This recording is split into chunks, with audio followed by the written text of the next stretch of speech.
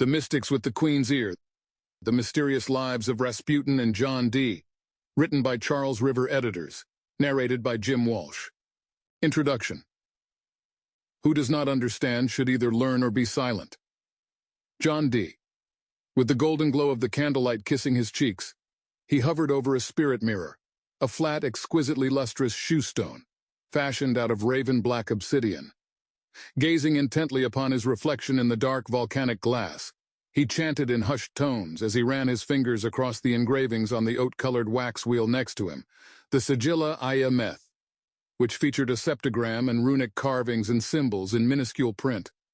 Contrary to what one might expect, it was not a phantom hobgoblin or demon that he sought, but rather the seraphic voice, and perhaps even the face of an angel, the one bridge between mankind and their creator, one who holds the key to all of life's unanswerable questions. Was this man delusional? Perhaps so, but perhaps not. Either way, those on hand understood this was not an ignorant, Philistine, unlettered buffoon of a man who readily boarded the train of groundless superstition. Far from it. This was a man who held not only a master's degree, but a doctorate, and his stimulating and mesmerizing lectures drew crowds of royals and nobles from near and far. This was a man who was well versed in a host of academic fields, and he would go on to serve as one of his queen's foremost personal advisors. He was also a prolific author whose revolutionary ideas helped charted the path for the burgeoning British Empire. The man in question was none other than John Dee, one of the greatest scientific minds of his time, but also one of the most controversial. He was an educated man in fields as varied as mathematics and astronomy, centuries before they became formalized fields of study, but he is better remembered for performing magic and alchemy.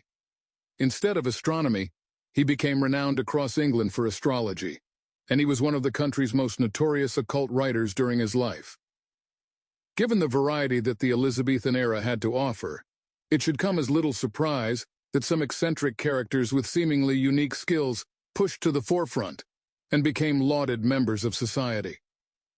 Over the course of her long reign, Queen Elizabeth I became one of England's most famous and influential rulers, and it was an age when the arts, commerce, and trade flourished.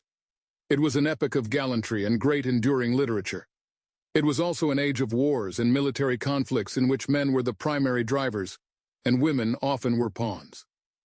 Queen Elizabeth I changed the rules of the game, and indeed she herself was changed by the game. She was a female monarch of England, a kingdom that had unceremoniously broken with the Catholic Church, and the Vatican and the rest of Catholicism was baying for her blood.